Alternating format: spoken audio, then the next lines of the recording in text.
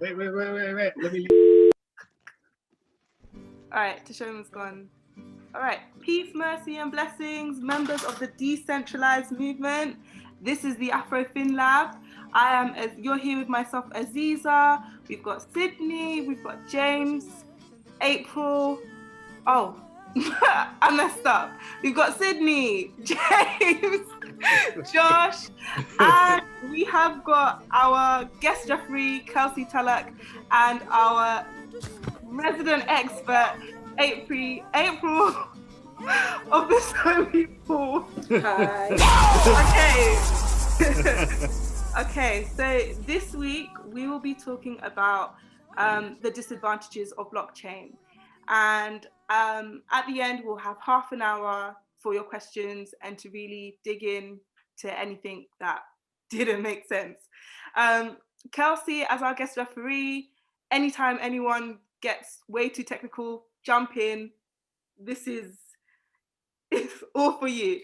Okay, so I've got an impressive list of the disadvantages of blockchain from our regular host Tashoma. And yeah, I think we should just jump right in. So one of the topics on the list, as you guys know, I'm not an expert, so some of these things I don't understand myself, but we've got blockchain uses excessive energy. So feel free, unmute yourself, jump in if you have any thoughts or on that. Okay, I'll jump in there. So blockchain can use excessive energy. There's a couple of things to consider right now. So the way that blockchain works is every computer on the network has to agree that some type of event happened on the network. And Bitcoin, which is the largest blockchain right now, they use a consensus mechanism, which is a mechanism that determines or that brings consensus to the network, so that all of the network computers agree that something happened on the network. They use a type of the way that they determine, or their consensus mechanism works is through what's called proof of work. Now, the way that proof of work works is that it basically kind of spins through a whole bunch of different combinations of numbers until it finds a number that matches. And then, in a sense, and I'm simplifying this, and in a sense, when that consensus mechanism finds this number that matches, then that particular computer that found that match gets the opportunity to put transactions in what's called a block in the blockchain. So that spinning, trying to find all of those numbers, requires a lot of energy. So right now, I think that in order to produce like one Bitcoin, it requires like the energy of Nigeria. So it requires a lot of energy in order to oh, I'm sorry. What was that? Did you say something, Kelsey? I said, sorry to cut you. I'm following, but what exactly, and I see Joshua asked the same thing. What is really consensus mechanism? What does that mean? Yeah, so basically what a consensus mechanism is, again, so the network itself is composed of many different computers. Now, when an event happens on the network, all of those computers that are on the network have to agree that that event happens. So they come to consensus on the network that that event happens. So that's basically how the consensus works. So as far as blockchain as a whole, whether it's Bitcoin, whether it's Cardano, whether it's Ethereum, they all work on this same idea that if something happens in the network, all of the computers in the network have to agree that that thing happened. So Bitcoin uses a proof of work in order to determine that. And that proof of work, that's where it's trying to find a whole bunch, or it's there's a number, and then it has to find this number, and it requires a lot of energy in order to find that number. Okay, but Cardano and some other blockchains, they use what's called proof of stake. which does not require the same amount of energy that Bitcoin will require. So one of the problems or one of the disadvantages specifically with Bitcoin right now is because it uses that proof of work mechanism, it requires a lot of energy.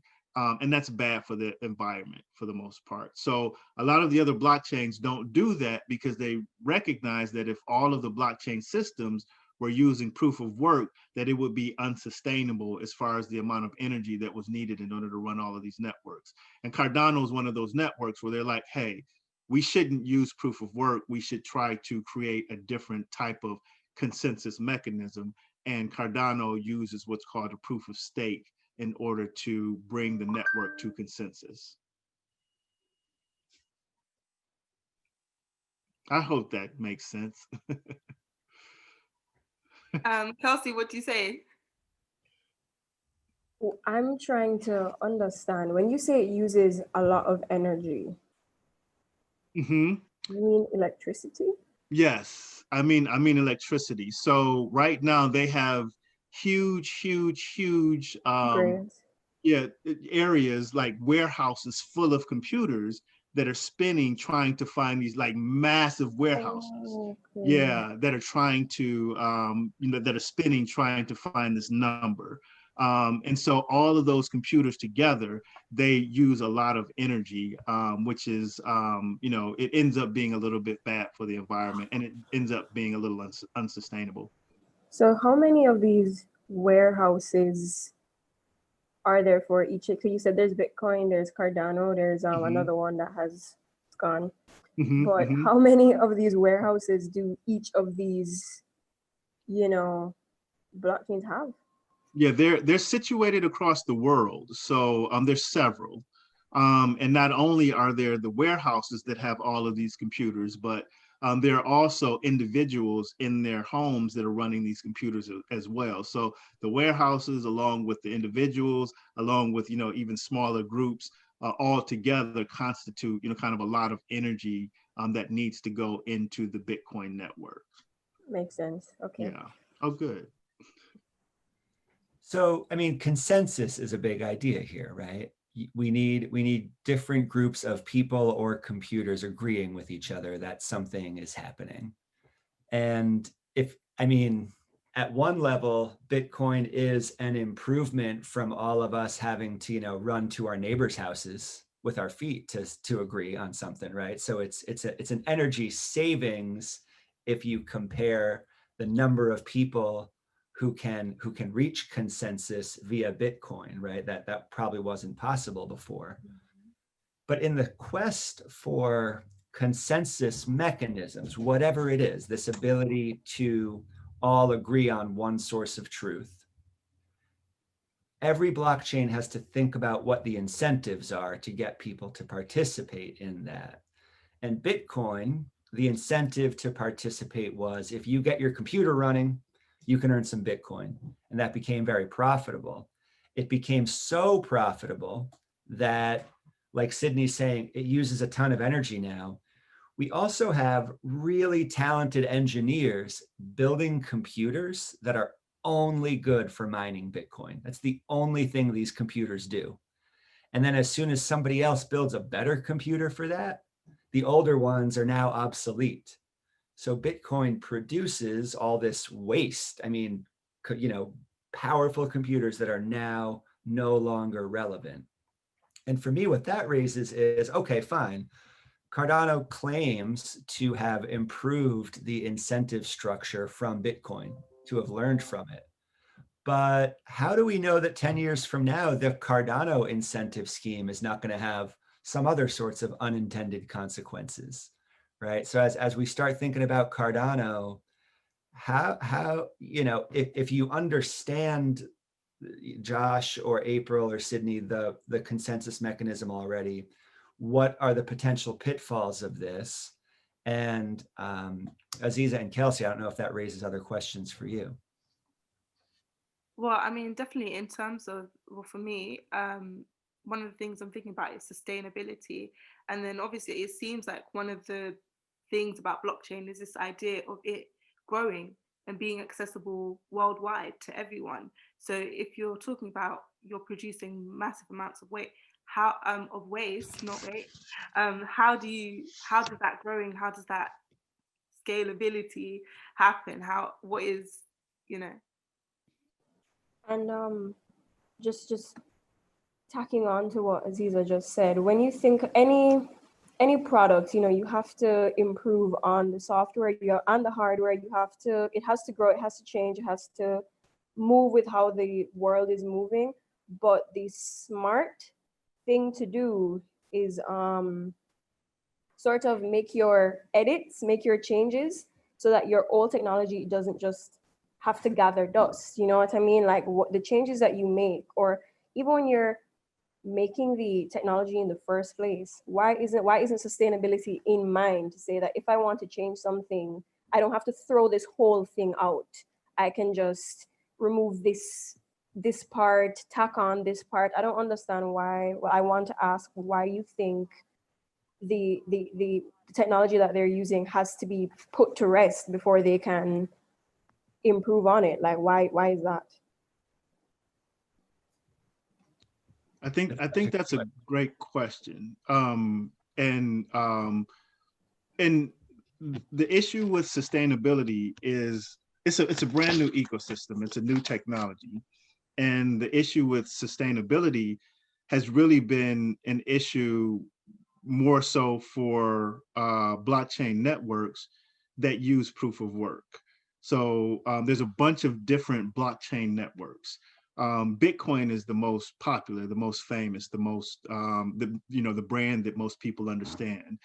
So that particular, and also it's the network that has the greatest incentive for people to participate in the network as someone who is one of these consensus computers, because today one Bitcoin is worth like $11,000. I'm not even sure what it is. So there's an incentive for people to try to produce these Bitcoins. So as the technology grows, as James was saying, these were specialized computers that were built specifically for the Bitcoin network. So as new technology comes out, people are incentivized to purchase the new technology because the older technology can't compete anymore. It does produce waste, but I'm pretty certain that at some point people are going to find out ways to repurpose those. They call them ASICs. That's the type of computer it is. They're going to repurpose those computers so that they can do some other job. But at this point, they can't compete on the Bitcoin network because they're too inefficient at this point, because better technology is out. I see what you're saying, but the closest example, I don't work for Apple. I've never been to a Apple warehouse, but it's like every single iPhone that comes out, there are multiple parts of it that is exactly the same as the previous one. So I know that even though it's a new iPhone coming on and everybody wants the iPhone 12, it's not that they had to take every iPhone 11 that they had made and throw it out the window. If anything, they could break them down and then use so that's kind of what I was thinking of. Why is it that the old technology, even though it's old, out with the old, in with the new, but why is it that they didn't make the product, if it's specifically being made for that purpose? Why not make the components in mind for future development? You know what I mean? And I want to jump in there really quick. Kelsey, I think you have a business there. So if you want to make millions of dollars, you probably could do that, because no one's really, because the technology is so new right now. But seriously, that's something to consider as this blockchain era continues to move forward. There's probably that's probably some type of business that someone's going to be able to create, this where they're going to be able to create these computers as components, maybe Snap-on components that you can add on. I hope they run me my check in that case. Well, yeah, we'll make sure to let them know. Well, that's the blockchain idea, isn't it? Like solutions, problems, kind of, yeah. Yeah, so just going through this list, and I've got here kind of nervous to bring it up, but definitely some of the more technical people will be able to chime in here, is that, so I don't know if you've already covered this, but blockchain is not a huge distributed computing system. So is that part, has that partially, Kelsey, do you know what that means? Meaning you have the individuals in their house, you have the warehouses, but it's not necessarily like a huge, it's not like an established thing. Like I don't know where the nearest blockchain warehouse is. I don't know. So maybe Sweden. That's funny. Well, so there's a distinction between the software technology and the hardware as well, right? So in the case of Bitcoin, the software was written, and one of the things about the early blockchains like Bitcoin is that now that they're out there, they can't be changed. It's hard to change it because it was created to do this thing. So it's kind of like the software staying in 2010, right, when Bitcoin was just getting started, but the hardware is outpacing that, again, because of these incentives. So one thing that Cardano is doing is trying to make a more flexible or changeable blockchain that can be governed by anybody using it, bringing us in and being able to say, hey, can we tweak the software in some way to make it run better or differently for people? This, of course, raises the problem of who gets to make those decisions, who has access to come in and vote.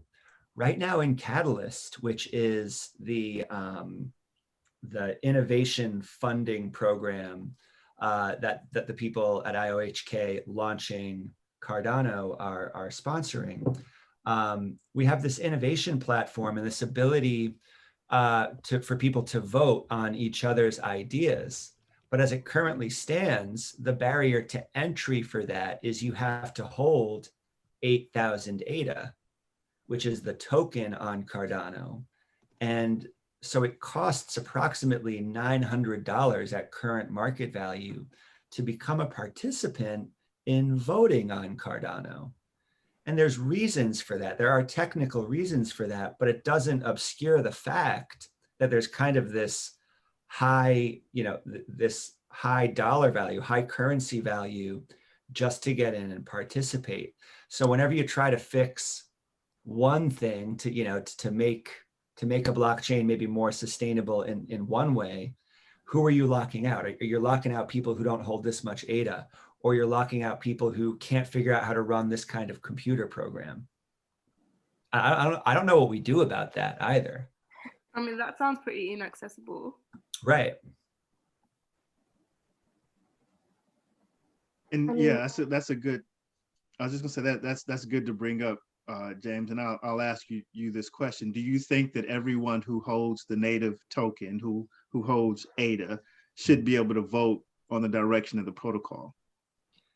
You see, this is where I kind of understand both sides. I understand why you have to hold some, right? You have to be a stakeholder in the network, on the one hand, and on the other, the way the technology is right now, it's a decision to put it at that level, and it's a justified decision in one sense, but again, an unescapable reality that there is this barrier, right? Similar to that, Kelsey, we were talking about this idea of a distributed network, right? This idea of computers all over the globe contributing to running a blockchain, right? So April, for example, Josh, they participate in running stake pools. Stake pools are what run that network, right? But it takes a certain amount of technical know-how to get involved with that, right? I was about to say, what does running entail? Josh or April, you want to take that one? What does it entail to run a stake pool? Well, hi, Kelsey. So first of all, you need to know how to, there are guides for you to follow to run a stake pool. Obviously, like at POA, we created a guide. So basically, you need to have stable internet connection, and and stable power, just to make sure you're, you have good running time, basically. And also you need to follow the guides, because IOHK actually provided, IOHK is the company that created Cardano. They actually have guides which you can follow, step-by-step guides for you to run a stake pool. So you just need to make sure you are committed to it and you check up on it. And actually it's very simple. I mean, April is actually a law student, so she doesn't really have any IT background. Yeah, so anybody literally can actually run a stake pool if you follow the guides. So April, how did you get involved in that then, if you are a law student? Because I don't know, I think you're from Nigeria, if I'm correct? Yes, I am. In Jamaica, the education system, they've kind of put you on a track. What you start with is what you end with. You won't have the qualifications to segue, So I started doing sciences, never done a business course in my life. And that's just not even, it's almost like you don't have a choice. It's not the same as in the UK or in America, where you can do electives. What is that? No, you just do what you do and get your degree and then go and do your job. So I wasn't even exposed to even know what this is, to even be interested to try. So I'm curious as to how you found out about it and got involved to then be so good at it that you can balance it along with law. Well, okay, can you hear me? Can you hear me? Yeah. Okay, so this was around September last year. I was having a conversation with Joshua, and he brought it up, the blockchain topic, and was like, April, do you know about blockchain, cryptocurrency, Cardano, anything? It was my first time hearing it. I didn't know anything about it.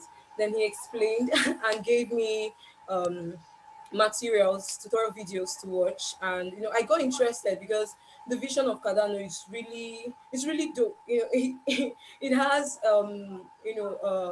potentials, great potentials that can leapfrog Africa into the future, that can save Africa, that can bring solutions to many problems in Africa. So I got interested, and early this year I used the opportunity to break the long vacation everyone had. So I used it to start up the pool, learn how to do everything. Yeah, but right now school just resumed, so I'm trying to balance my staple life with my school. It's difficult, but I'm trying. I'm trying. Okay, thank you. You're welcome. And also, Kelsey, just to give you an idea of so we talk about this network of computers, but sometimes it's hard to imagine what that is.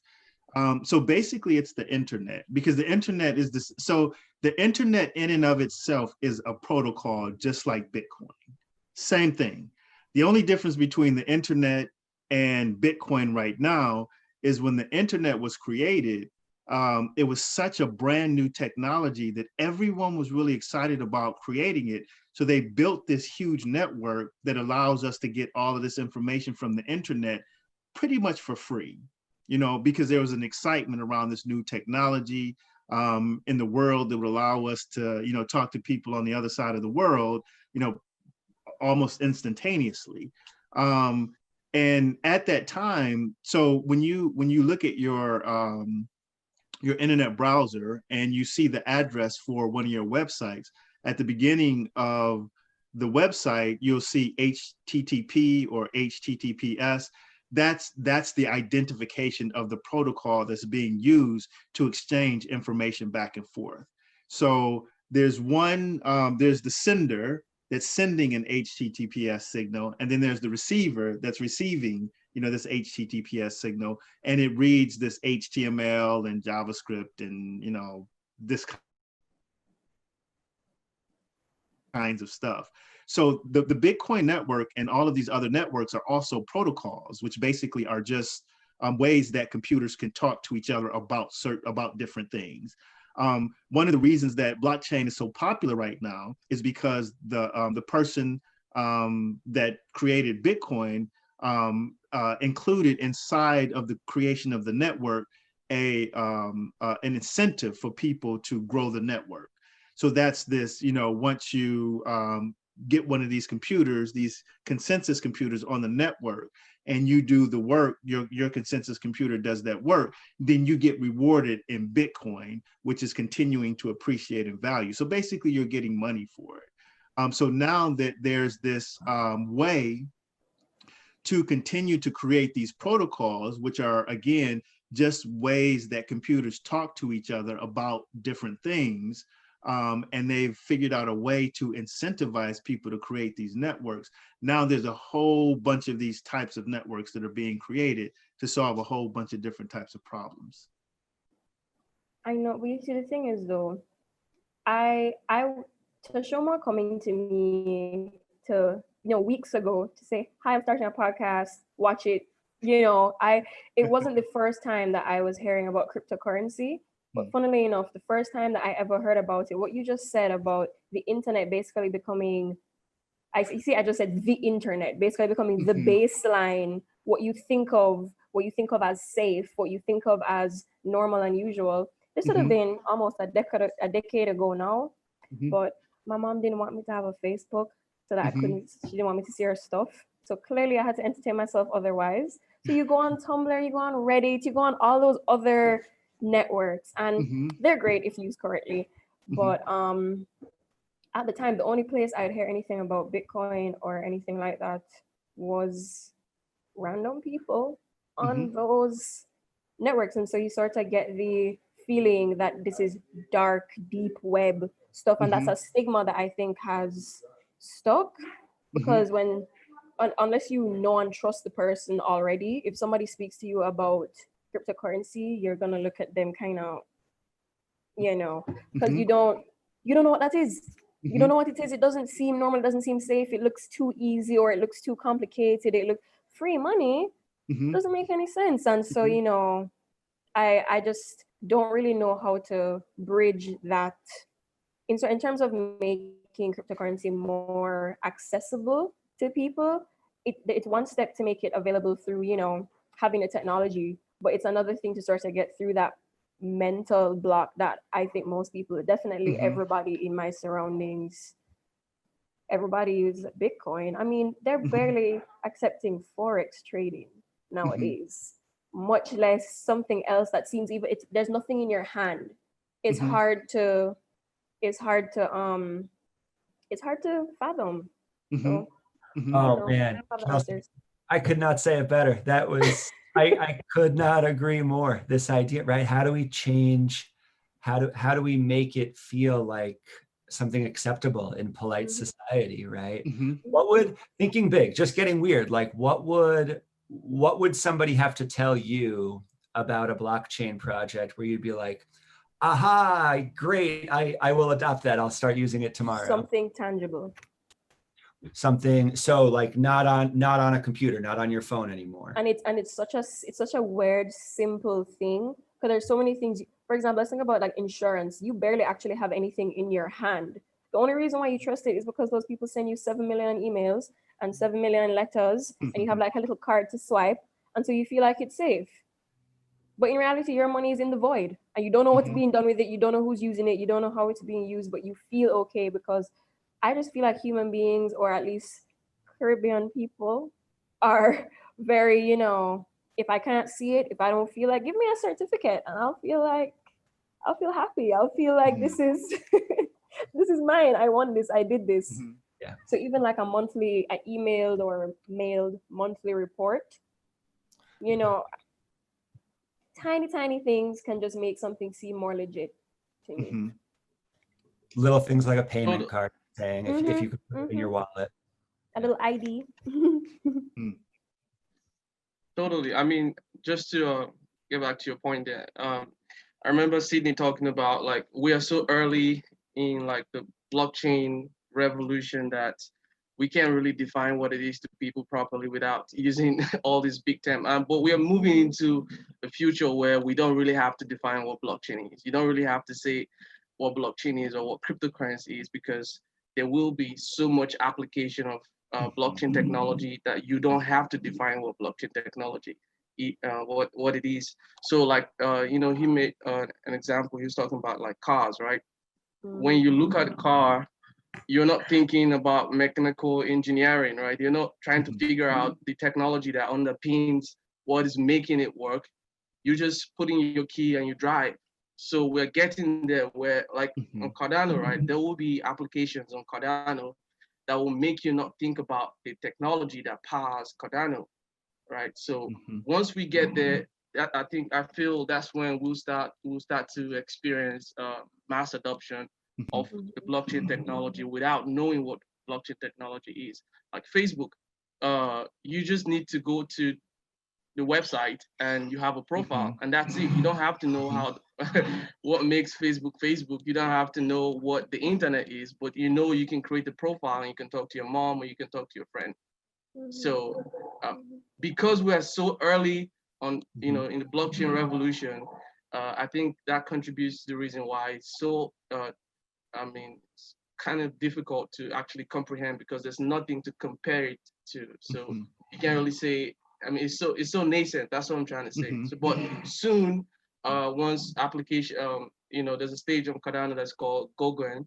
So it's the stage where you can start building a decentralized application on Cardano, and everyday people can use it without knowing what Cardano. You don't have to know what Cardano is. You don't have to know what blockchain is. But so once that happens, I feel like the adoption will come and you will understand, and you don't need to understand what blockchain is at that point. Yeah, I see what you're saying. Just kind of becomes a part of life, like credit cards. Exactly. What even is a credit card? I don't know. Back to, I meant to ask Azeezat, the question that you had initially asked, could you repeat it, please? I can't actually remember what the initial question It was something about like the distribution of, like, how widespread the network. Distributed computing system. Like the blockchain isn't it's not a huge distributed computing system, and that's when you were saying that you don't know where your local blockchain warehouse is. Yeah, I just wanted to ask if I understood the question right. This is really connected to, Josh mentioned earlier that part of running the stake pool is having access to electricity, right? To uninterrupted electricity. And we're not even close to 100% of the world population having access to uninterrupted electricity. I texted Tashoma not even 2 hours ago, or maybe 2 hours now, and said, looks like it's gonna rain, so you have to be careful. Right, and this is the thing, and you could be a stake pool operator. You could be helping out all of Cardano by running a stake pool like Josh and like April are. But if your power goes out the minute that you were supposed to get paid for it, you miss your chance.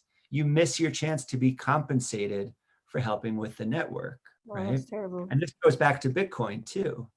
Bitcoin is concentrated in certain countries where there are electrical subsidies for Bitcoin miners. So now it becomes a political issue, right? And so Josh, you, first of all, subsidies, wow. There's the electricity piece, which you can in part solve by using servers that are elsewhere, right? But I know that you and April have been deep in the political ramifications of adopting blockchain lately. And I know that all of this is connected. Can you share with us what's going on? So, there's a lot going on, James. So, yeah, obviously, right now, the current state of the country is we are at the point where we can't tolerate anymore the lack of accountability for resources, and also basic things like electricity, right? So there's literally no reason why there shouldn't be electricity for a country as big as Nigeria that is very, very blessed and rich in resources and has the funds for it. So in our case, we actually have to use a VPS to run Zoe, and it's not supposed to be so for Nigeria. I don't know if you know about, Kelsey, if you heard about the NSAS protests going on in Nigeria. Have you heard about that? Okay, so basically, the NSAS is actually like the headline of the agitation of the youth right now. So it's the first step, but we have been holding back, harboring this pain because every sector in Nigeria is not working, right? So there's literally no sector in Nigeria that's working, and that means that every sector is like ripe for disruption. And the youths are rising for like electricity right now. Like April, you can't see April because there's no power. There's no power in the place she is in Nigeria, which is not supposed to be so because the country is big enough, I'm talking about in resources and in funds, to actually eradicate things like this. And we're literally in 2020. So there's no reason why there shouldn't be power in a country like Nigeria. And also you can talk about, the roads are bad, no healthcare insurance or no healthcare at all. So these things, if you introduce things like the blockchain technology, what it would do actually is to take that problem and then manage that problem well, because blockchain is a solution that's built for things like managing records, managing transactions, managing funds that are allocated to people. So with the blockchain technology, I don't want you to think of the blockchain as, just for currency, because currency is just like the first application of blockchain technology. I got into the blockchain technology ecosystem because I found out that we can actually solve land registry problems. So in Nigeria and various parts of Africa, land registry is a big deal, right? It's a problem. People can just take your land anytime if they have the power to. So, but we can solve that without using a centralized system, because the centralized system actually incentivizes people to do things like that, because it incentivizes corruption. So if I have money, I can bribe anybody and take your land. In developing countries, that's just the reality there. So, but if these, you're smiling, if these if we adopt, let's say, a government like the government of Nigeria or federal government Nigeria adopt a technology like the blockchain technology or Cardano, what happens is they are adopting a better and robust way of managing records, right? So instead of depending on people, central power. Yes, yeah, you can actually utilize a trustless, permissionless system like the blockchain technology, where if I record something, I cannot, without the permission of everybody in the system, go and change. It's immutable, basically. I can't change it at will, basically. So things like that, actually is beautiful for developing countries, because we don't have a system that actually works. So that's just one part. But since we're talking about records, there's a whole lot of mismanagement in record keeping in almost all the sectors of Nigeria and in developing countries. So you can look at healthcare, you can look at education, managing certificates for people, which is a problem here. You can literally buy a certificate anytime you want here, and that's how bad it is. So blockchain technology is not just a one-sided thing. It's not just for cryptocurrency. It helps, it will help not just alleviate the government, but help, this part of the world to transition into the future by just adopting the blockchain technology. I'm muted. So from what you're saying and from what I've just always thought, developing countries just seem to have an issue, I think, with the discipline, just with the concept of discipline. And you think that the blockchain, networks could sort of negate some of the issues that, corruption that lies in being able to bypass certain rules because you're not disciplined. I mean, my driver's license, for example, I got it fairly quickly, and it was just assumed that I bought it. I said, no, I did my test. And then the answer, the response is, why? Like, why did you bother? Because the money you use to go and learn how to legally drive is the money you can use to pay up somebody at the tax office and get your thing without even trying. But like, so even though I see how the blockchain could help negate that, doesn't there need to be a governing body somehow? And is it safe to have a governing body that isn't necessarily originated or affected by the choices? Like, if they don't live in Nigeria, if they aren't originally from Nigeria, is it safe for them to be, what's the word, mediating stuff like land allocation and that kind of thing within a country? I'll jump in real quick. Those are brilliant questions, by the way. They really are. Those are great questions. And Joshua mentioned this when he said that specifically with the Cardano network, that they're going to have, there's a phase of the network that will be released soon called Goguen, which is smart contracts. So in society, I'm sorry, what was that? Oh. James just held up a handwritten sign. Oh. Exactly, you know, and a smart contract is exactly what it says it is. It's a contract. So everything that you interact with in your society is contract based. If you're driving down the road and you stop at a stop sign, that's a legal contract. It's a contract with the government that we're going to follow the laws of driving. Enrolling in school, those are contracts. Practically everything that you can do in society requires a contractual agreement. So to your point, these contracts can be developed locally. So what happens in Kingston is going to be different than what happens, somewhere in Nigeria or somewhere in the US.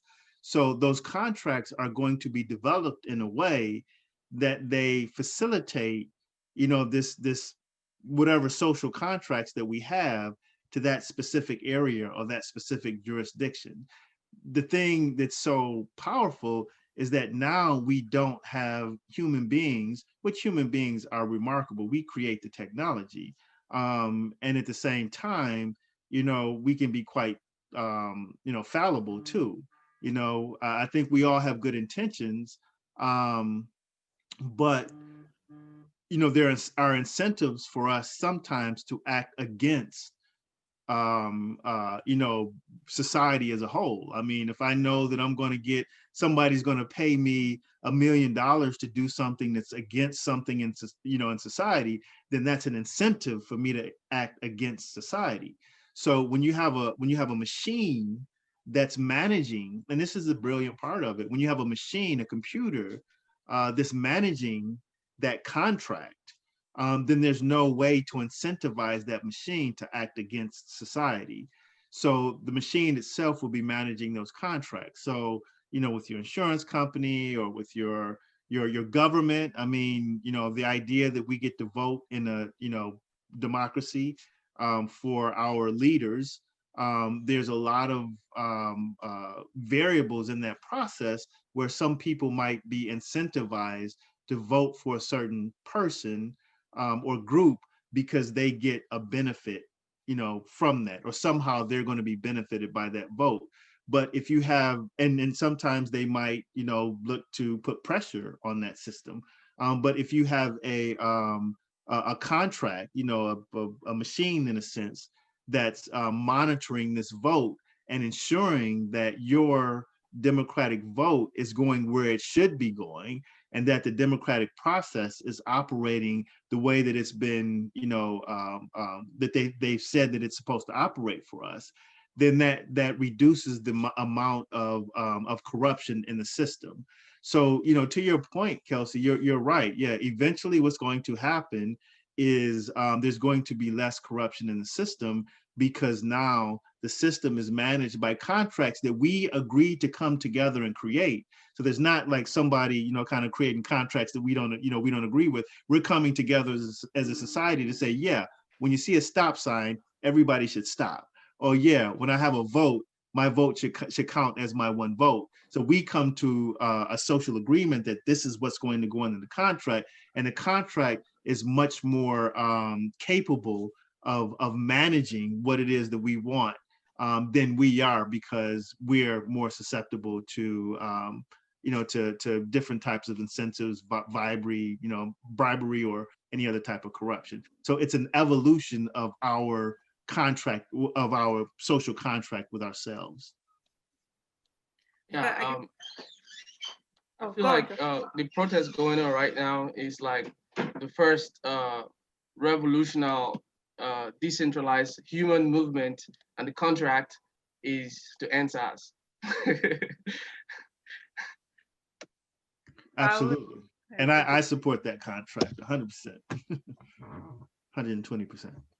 So what we're saying is, as long as you have access to electricity and as long as you have access to the internet, you can participate in this decentralized governing body. All right, so now how political are electricity and internet access going to get, right? As long as you have 8,000 ADA, you can participate in votes, right? It's kind of parallel. Or as long as you have a cell phone. Eventually, right? So there's still systems to build. Azeezat, what did you say? No, I'm just saying it's parallel, because the thing that's locking people out from a system which essentially should, like ideally the whole idea and the whole possibility behind it is accessibility for everyone. Yet the very thing that's locking you out is the fact that you don't have accessibility because of whether it's like everything going on in Nigeria right now, and SARS, like government of I don't even know how to say this, but across the board, like failing your people type of thing, whatever. But like, and it's not, it's all over the place, right? And these are the things that kind of prevent you from accessing the thing that's supposed to be a way to kind of knock that stuff out. So yeah. The truth is that the people who have created Cardano are also working on the identity solution, right? So the ability to give us the ability to prove our identity in a way that may make that having a lot of ADA less important and maybe even unnecessary. So on that avenue, there is work being done in that direction. Towards the questions of access to an internet signal, it really comes down to us in a lot of ways, right? To make sure, and there, I mean, here in the US, that has taken the form of people arguing for internet neutrality, right? And that conversation has taken place in different countries. For Josh, it's let's make sure everybody has internet access in the first place. Yes, So at least. At the very least. Azeezat, you can go on. No, I was saying, well, I mean, I remember you kind of mentioning something about mesh networks. I don't know what that is, but is that another way to kind of bridge that? Mesh net. Yeah. Okay, so mesh networks it's actually something I've been actually very fascinated about for obvious reasons, because it's like a decentralized internet, right?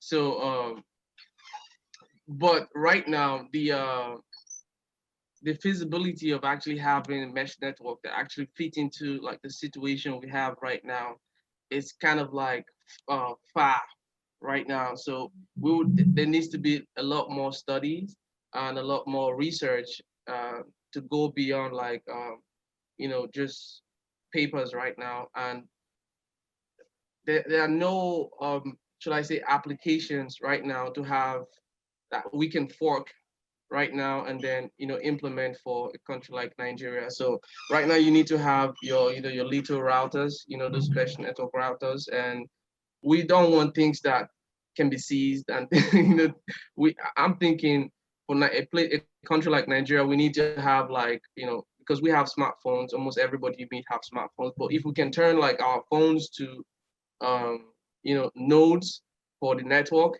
And then that is the revolution I want to see, because then no one really that's a decentralized thing. No one really has, can actually shut it down or, do whatever they can. It doesn't have a central authority or central body. So I believe deeply that we are going to see that revolution happen. I mean, if we can have the blockchain, then mesh network it's easy, it's coming.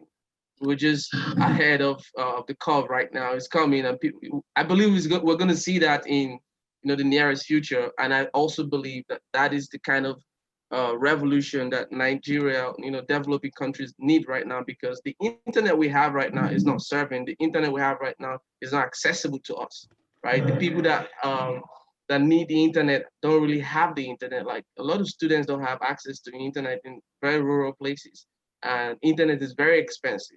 So if we can build something that incentivizes people to keep it online and actually utilize it for themselves, then that is the revolution we need for right now. So big ups to Mesh Network, and I hope we have it done maybe next year or 2 years from now. So that's it about Mesh Network.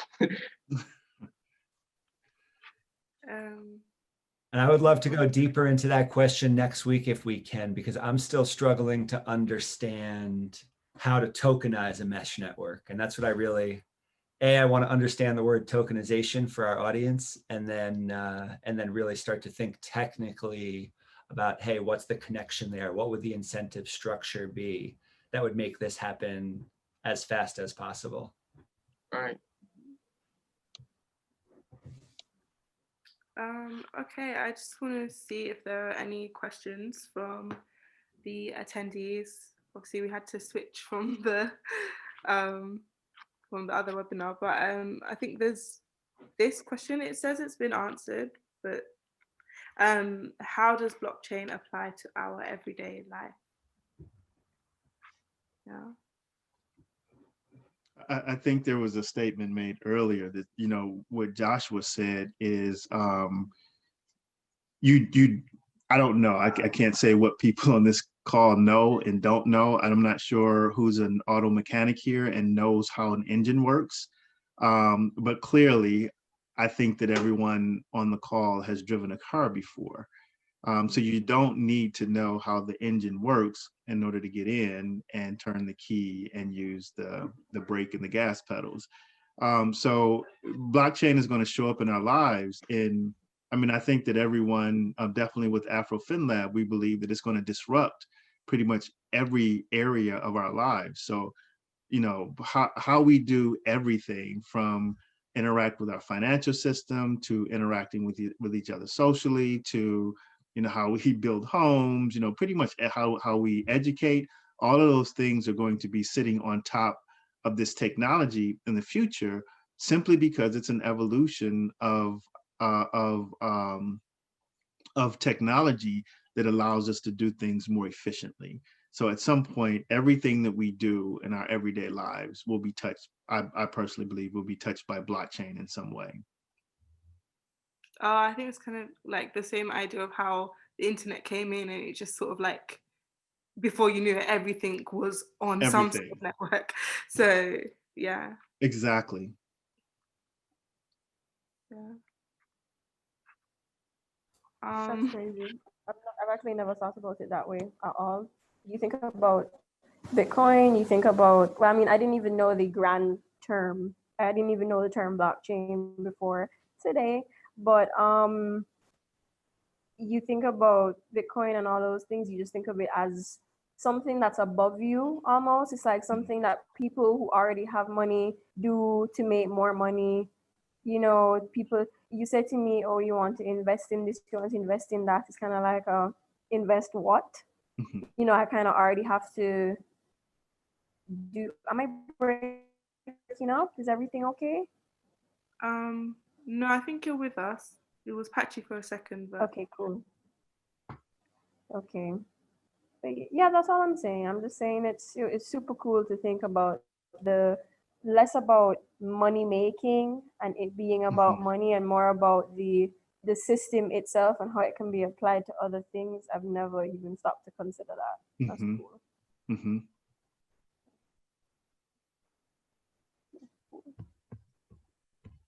Yeah, I mean, 100%. It's like, I think one of the things that even I'm like constantly learning here is this idea of it literally being a car, as Sydney says, but like a mode to getting somewhere. So like if you have this problem in your community, or you have that problem, or there's this issue that you want to fix, this is just, it's like a tool to kind of like be like, okay, do you know what, let me build something on top of this. And I think that's an understanding that I'm coming to, and I'm just like, whoa.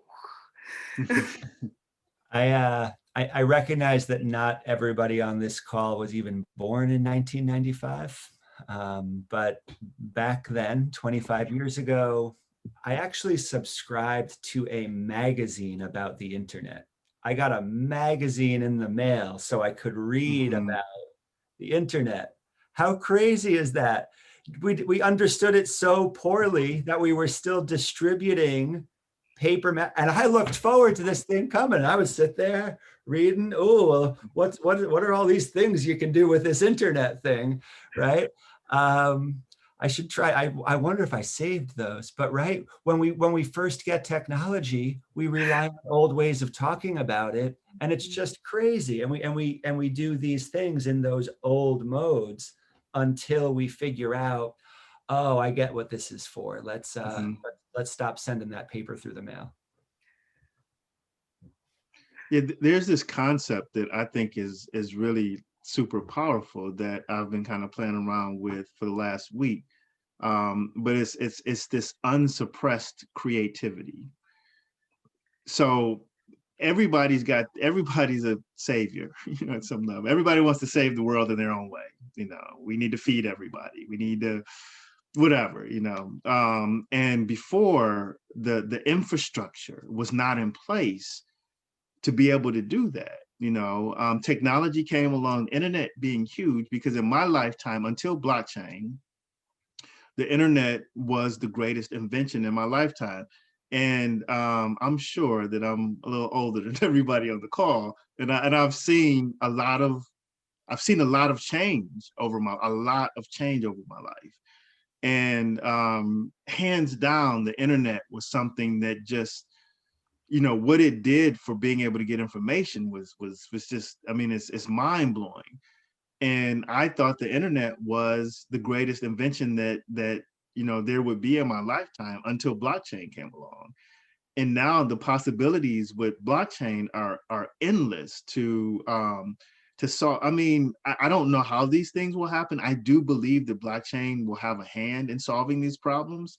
And I was having a conversation just before our call today with my brother, who is a police officer for the Memphis Police Department, and his wife, who manages nurses for one of the hospitals here in Memphis. And we had this deep conversation about how do we help people, because in the Memphis area, there's a lot of things that occur that you know that are hard to deal with. A lot of, you know, lack of resources, a lot of violence, a lot of those types of things. And I was asking, so how do we fix those problems? And I was trying to pull that out of them, because I know without a doubt that blockchain will facilitate those solutions. So what they were telling me about the problem, I know that we can apply their solutions on a blockchain network that will meet each person individually where they are and help to resolve these huge problems that we've been talking about fixing for centuries now. So I have a question for you. What James said was funny, because I don't even know if my parents had met in 1995, if I'm gonna be but in when the internet came, right, it revolutionized everything. I don't think there is a single facet or sector of our lives that isn't influenced by technology and internet and Wi-Fi and stuff like that in some way, shape, or form. But you see, the system right now as it is it benefits the people who are comfortable. These people are comfortable. And if they're comfortable and they're fine with the old crusty system, what is going to make them want to incorporate blockchains, even though it might be objectively more fair, it might make things objectively more accessible, and for anybody who understands what it is. If you asked me yesterday if you should include blockchains in a police system, I would say, what? What does that even mean? You know, you asked me that today, and I can see how it would just level the playing field a little bit, which is always something which is needed, you know? So how do you think that blockchain will become incorporated or can be incorporated into everyday systems if the people who are in charge of these systems are quite fine without it? Oh man, when you were talking, I just felt like we got one. We have you now in the system because right.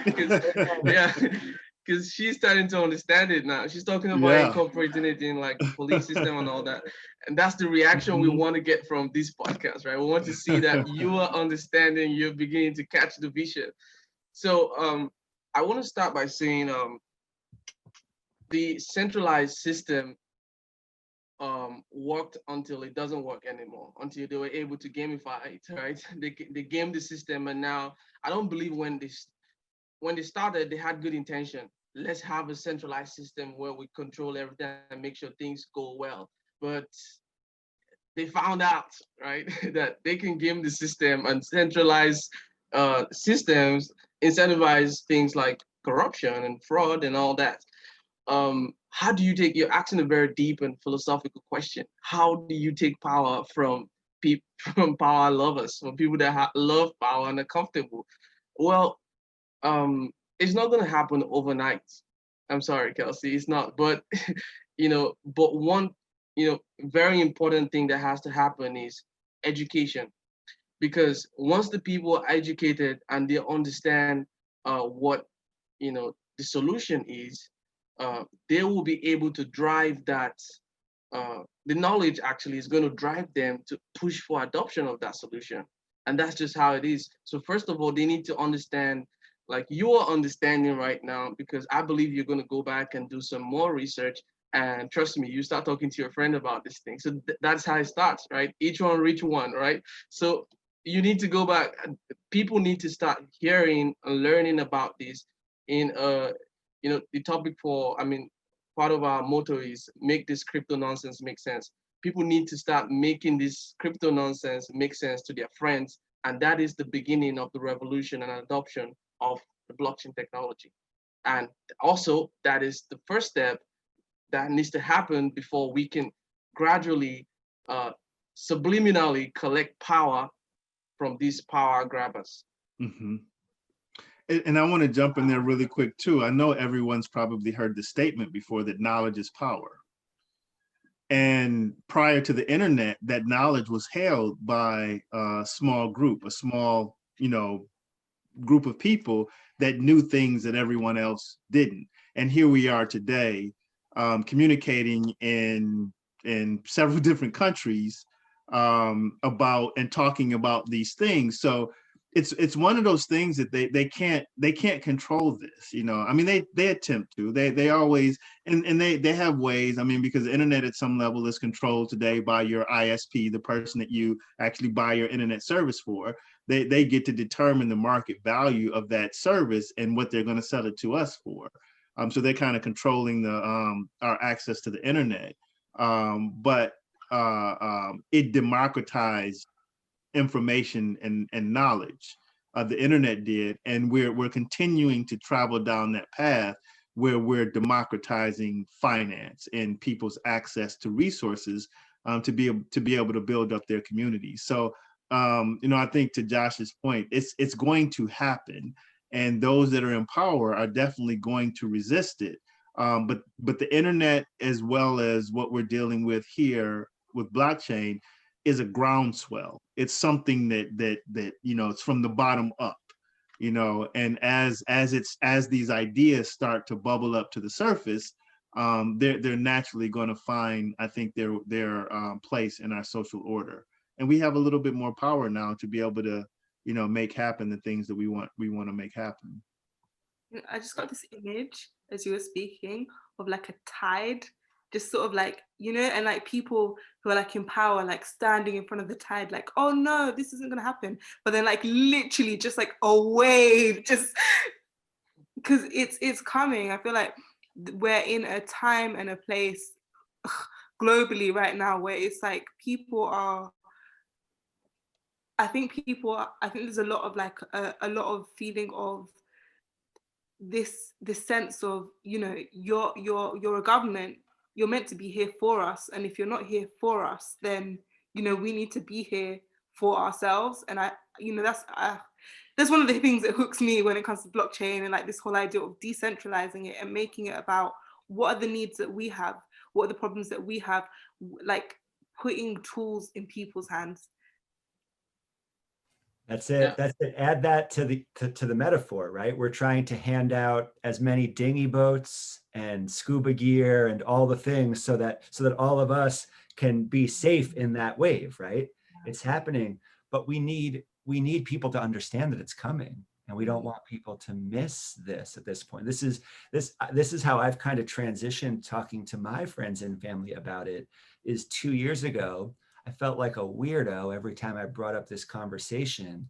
And now I feel like a responsibility to say, hey, just so you know, this is happening, and it's a very different nature to the conversation. Take it or leave it, but just so you know, this is out there. Yeah, I mean, let's be honest, like if you fail to step up, right? You fail to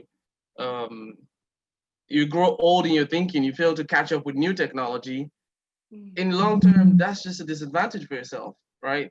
Let me speak. If Africans they had like armies, right? Let's say 400 years ago, before slavery and all that. I mean, if they had armies and had like a good, battle thing going on and they were strong, they could have resisted opposing forces, right? And all this, whatever happened afterward wouldn't have happened, but we weren't equipped rather, and we didn't have, the power to actually fight opposing forces. And, they overcome, and, power was taken away. So that's the same thing that's going to happen. Like there's a revolution going on. Whatever government that think, they want to hold power and grab power, this revolution, they are going to be out of the game. And they're going to be eaten by countries and governments that were ready for this revolution, that were ready for this change. And it's just going to be a disadvantage for whoever refused to change, or whoever refused to catch on to the trend, the wave that's going on right now. So we need education as common as the people, but the government also need education. They need to catch, it's for their good as well, to know how to keep government working in the future, because the future that we're looking at is actually here. We have the resources right now to rewrite the future for our country. So every well-meaning government, every well-meaning person in power should start educating themselves and the citizens on what blockchain technology is. Right. So the future is here. So we've got about 7 minutes left. So I'd love to get final thoughts from everyone, just like a minute, final thoughts, and we'll be signing out. There's a question in the All right, so maybe we can do you think blockchain is a realistic transition from corporatism, or will there be certain roadblocks? What are the roadblocks? What are those roadblocks right now? We might have to circle back to that next week, because that's like a really one we want to sink our teeth into. I think we'll actually probably maybe hopefully open up next week with that question from Josh F. It's not you, Josh, right? No, it's not me. All right. Another Josh. Final if we're circling around to have a last word, I'll start. I'll just say that I have a question that is too big for the last 7 minutes as well, which is, we all know what happened in the end on the internet with, for example, disinformation on Facebook, right? What is there a parallel to that on blockchain, right? What road are we leading ourselves down that we don't know about yet? And so how do we talk about education in terms of maybe preventing something like that from happening? Because that wouldn't be a net positive if we just make that sort of problem worse. So I'd love to get to that one in the coming weeks. Thanks. Good question. I just want to jump in and say that, like, for me, I love the tech. I've seen a lot of technology, and I'm sure I'm going to see a lot more technology. For me, it's back to this idea of people in my community, people that I know in other communities are always talking about their way of saving the world, you know, and it seems like this big thing that you can't touch. It's like, you know, how are we going to feed all of the people on the planet? We should be, you know what I mean? It's an important thing. You know, how are we going to make sure that everybody has a roof over their head? How are we going to make sure? And I use Maslow's hierarchy just as an example because it's just a good framework of for looking at, you know, who we are as a human family, just, you know, where we are on that, on Maslow's rungs of his hierarchy. I like to just like challenge people. Like, to me, this is a time for creativity. This is a time for thinking beyond what we've come to be able to, you know, thinking beyond the ceiling that we've had up to this point. And in the same conversation that I had with my brother and his wife is that there's no limits now. So, you know, come up with a solution. Don't, you know, take the lid off about, no, well, that's not possible. How could we possibly do that? And just pop that thing off and just think about, you know, what a world might look like that we all socially agree, because this is something that we want. And the world that's out there today is the one that we created. It's not like it happened to us. You know what I mean? We created the thing. So if we get a chance to determine what the future looks like, let's do that. You know, let's figure out what a future looks like that we all want to live in. And we have that, you know, that's something that we have at our, you know, that's there for us right now. So that's kind of where I am with all. I love the technology. I love all of the protocols. But at the end of the day, these are social contracts that we're signing with each other, and we get to create our future. So let's do it. 100%. 100%. Josh, Kelsey, any final thoughts? I'll start. So I still feel I'm very strong on education because not up to 5% of the world actually knows what blockchain technology is, and that means a lot of work. That means we have to keep talking until we can get, you know, blockchain technology into like educational systems in countries, so we can start learning. Because I strongly believe that the point of, you know, education in countries is to get the citizens ready and equipped with the best knowledge so they can improve their countries. So for that to happen, we have to keep talking about blockchain technology and have people understand it, so much so that we can enforce adoption of this technology. And, you know, that's the only way. Like I said, education, adoption, and we're set for the future. Yeah, that's very well said. I mean, I've had a blast, you know, definitely education adoption. I am, you know, more educated today than I was yesterday. And everybody who watches this podcast will be more educated on a weekly basis. You have to start somewhere. And you all started at different places in your own journeys, and you've come together to make it easier and more digestible for other people. And that's very respectable.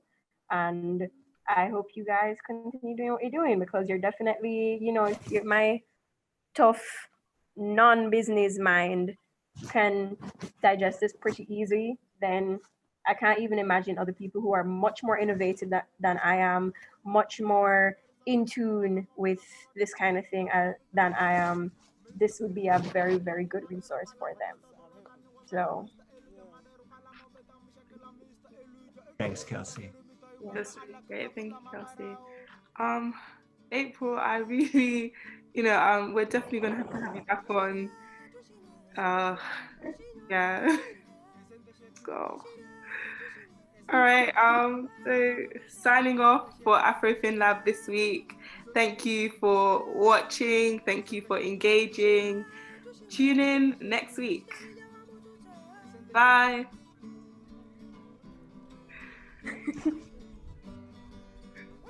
Okay. That was fun.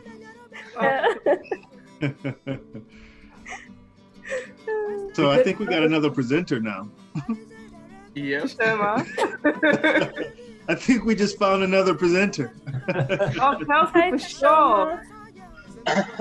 No, Kelsey for sure. I really, really do think, like, as in your questions have just been fire. Yeah. Thank you. Amazing questions. Very Someone called me